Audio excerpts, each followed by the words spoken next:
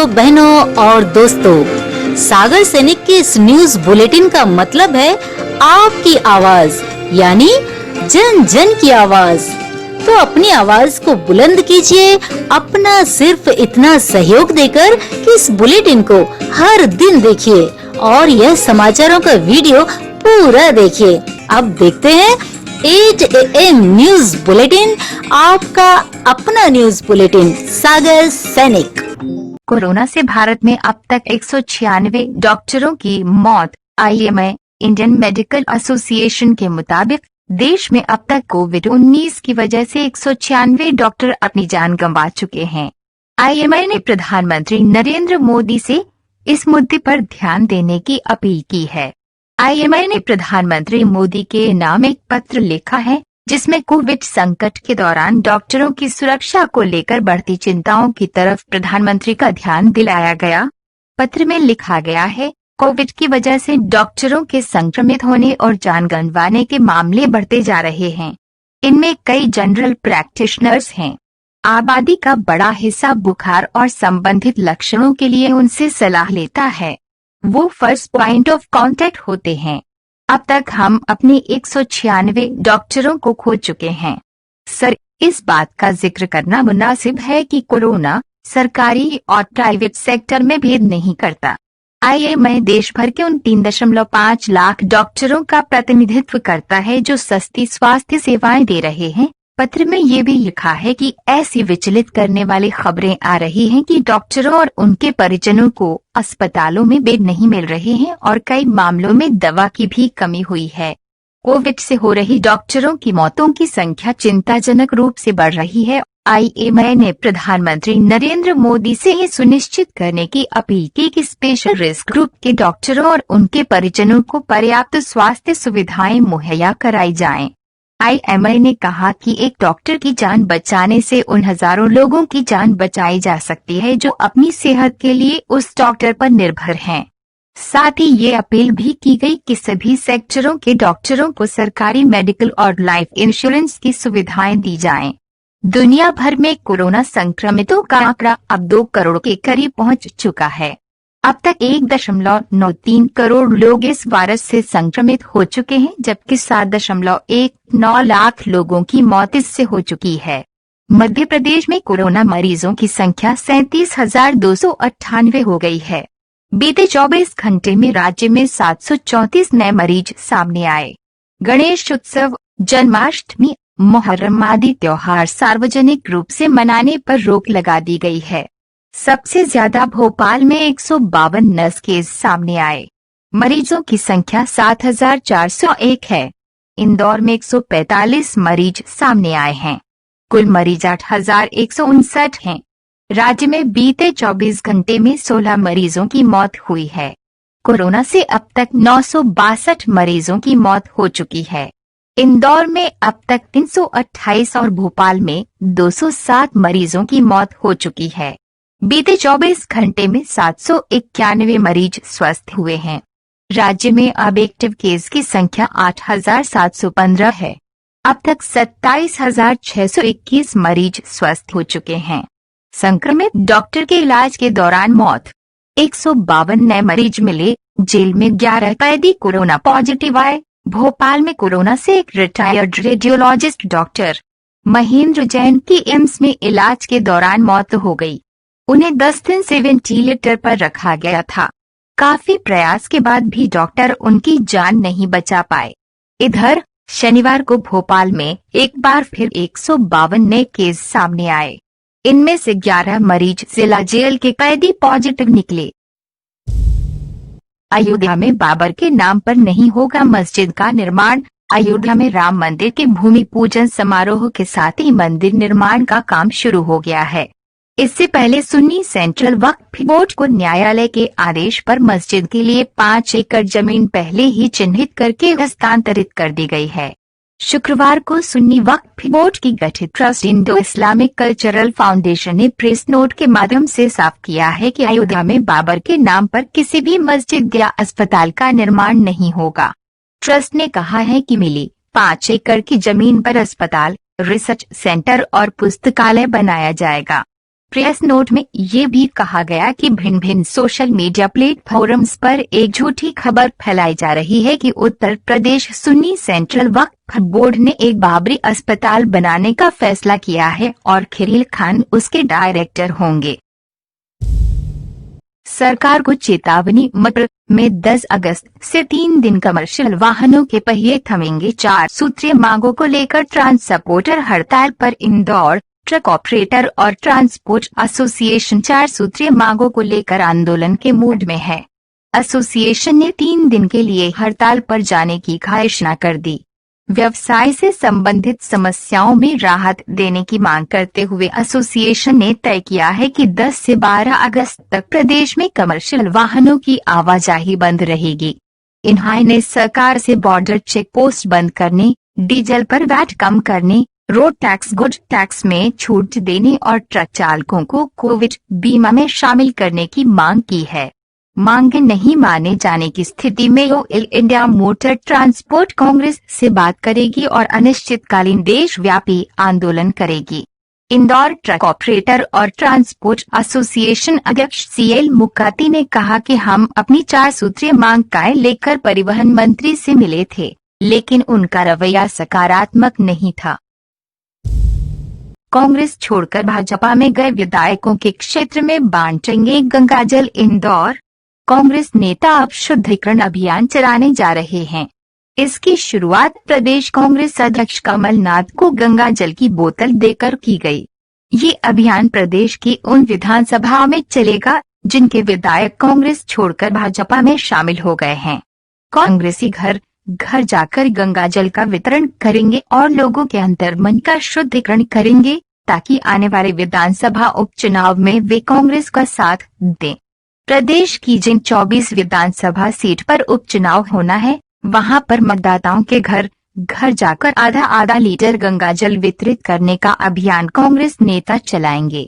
अभियान के प्रदेश संयोजक हिमांशु यादव हैं, जिन्होंने प्रदेश कांग्रेस अध्यक्ष कमलनाथ को भोपाल में गंगा जल की बोतल देकर अभियान का शुभारंभ किया। मंत्री पर सरपंच के गंभीर आरोप, बोला 10 साल से प्रताड़ित कर रही है मंत्री, परिवार के साथ करूंगा आत्मदाह। उमरिया जिले के मानपुर की करौंदी टोला पंचायत के सरपंच सुरेश सिंह उर्फ मुन्ना सिंह ने मध्य प्रदेश सरकार की कैबिनेट मंत्री मीना सिंह पर प्रताड़ित करने के आरोप लगाए हैं।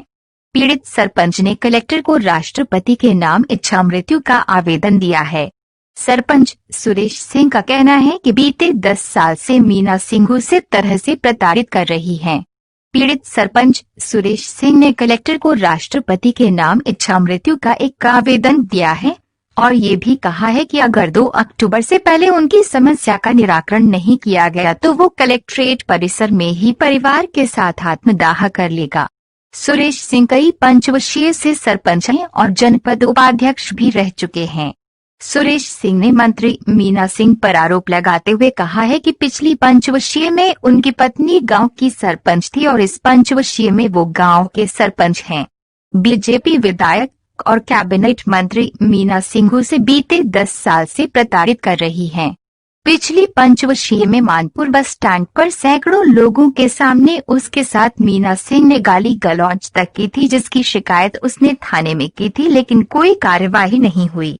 अब मंत्री मीना सिंह ने अपने आदिवासी रिश्तेदारों की मदद से मेरे पट्टे की जमीन जुटवा ली है।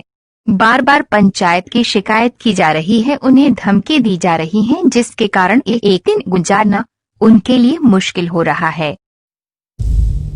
मप्र की शिक्षा व्यवस्था पर सवाल, पूर्व मंत्री अजय बिश्नोई बोले प्रदेश में काबिल शिक्षक नहीं है, बुनियादी सुविधाओं का भी अभाव, नई शिक्षा नीति कैसे लागू होगी। पूर्व कैबिनेट मंत्री और पाटन से भाजपा विधायक अजय बिश्नोई ने कहा कि मध्य प्रदेश में काबिल शिक्षक नहीं है और स्कूलों में भी बुनियादी जरूरतों का भारी अभाव है। इसीलिए नई शिक्षा नीति लागू करने से पहले राज्य सरकार को बुनियादी जरूरतों को सुधार लेना चाहिए, इसके बाद ही नई शिक्षा नीति को प्रदेश में लागू करना चाहिए। विधायक बिश्नोई ने इस बारे में प्रधानमंत्री नरेंद्र मोदी को पत्र लिखा है।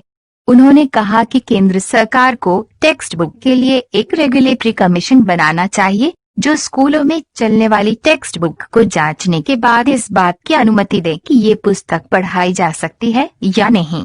विश्नोई का आरोप है कि अभी स्कूलों में, खास तौर पर सीबीएसई के स्कूलों में जो पुस्तकें पढ़ाई जा रही हैं, उनके कंटेंट पर कोई काम नहीं किया जाता और स्कूल अपने मन से पुस्तकें लागू कर देते हैं।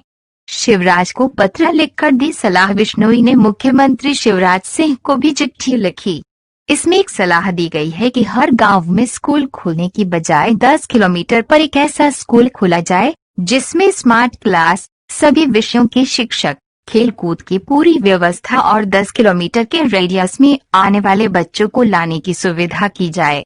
इससे शिक्षकों द्वारा स्कूलों में गुणवत्ता की पढ़ाई करवाई जा सकेगी। 2 बेटियों को पेट पर बांधा और एक बेटी को हाथ में लेकर कुएं में कूद गया पिता, चारों की मौत। भिंड जिले के दबोह थाना क्षेत्र में सनसनीखेज मामला सामने आया है। यहाँ एक पिता ने अपनी 3 बेटियों के साथ कुएं में कूदकर खुदकुशी कर ली।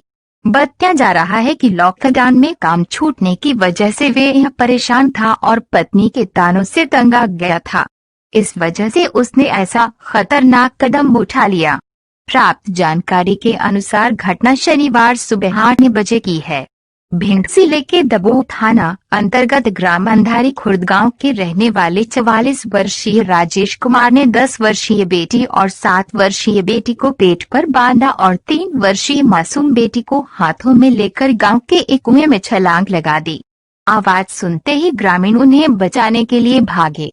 लोगों ने पुलिस को भी सूचना दी। जब तक उन्हें बाहर निकाला जाता तब तक चारों की दर्दनाक मौत हो चुकी थी। बताया जा रहा है कि मृतक राजेश मुंबई में रहकर पानी पूरी का काम करता था। लॉकडाउन में परिवार को लेकर काम धंधा बंद कर घर आ गया था। गृह गांव आने के बाद काम धंधा नहीं चलने से पत्नी से भी विवाद हो रहे थे। आर्थिक तंगी से जूझते हुए ऐसा भयावह कदम उठा लिया। दबोह पुलिस ने मौके पर मामले को जांच में लिया है। 4 महीने में 9 शादियां करने वाली 3 लुटेरी दुल्हने गिरोह समेत गिरफ्तार। क्राइम ब्रांच ने गिरोह के सरगना समेत 8 लोगों को पकड़ा। 8 अन्य की तलाश जारी। शादी करने के बाद ससुराल पक्ष के जेवर और रकम लेकर फरार होने वाली 3 महिलाओं को भोपाल क्राइम ब्रांच ने गिरफ्तार किया है। पुलिस ने इस अंतर्राज्यीय गिरोह के सरगना और 4 दलालों को भी पकड़ा है। गिरोह का सरगना पहले सिक्योरिटी गार्ड था। लॉकडाउन में नौकरी छूटी तो वे एक महिला के संपर्क में आकर इस धंधे में उतर गया। महज 4 महीने के भीतर उसने 9 शादियां करवाकर वर पक्ष से लाखों रुपए ऐंठ लिए। शिकायत के बाद पुलिस ने गिरोह के 8 लोगों को गिरफ्तार कर लिया। कोरोना वायरस इस उम्र के लोगों को सबसे ज्यादा बना रहा शिकार। 85% तक में नहीं दिख रहे लक्षण। लखनऊ में कोरोना मरीजों की संख्या 10,000 के पार पहुंच गई है। सबसे ज्यादा वायरस ने 21 से 40 साल के लोगों को अपना शिकार बनाया है। स्वास्थ्य विभाग ने मरीजों की उम्र संबंधी डेटा तैयार किया है। कोरोना संक्रमितों की संख्या थमने का नाम नहीं ले रही है। लगातार मरीज वायरस के जड़ में आ रहे हैं। हैरानी की बात यह है कि 80 से 85% मरीज बिना लक्षणों वाले हैं। ऐसे में मरीज संक्रमित तो होते हैं लेकिन उन्हें कोई परेशानी महसूस नहीं होती है। नतीजतन वे सभी जगह घूम रहे हैं।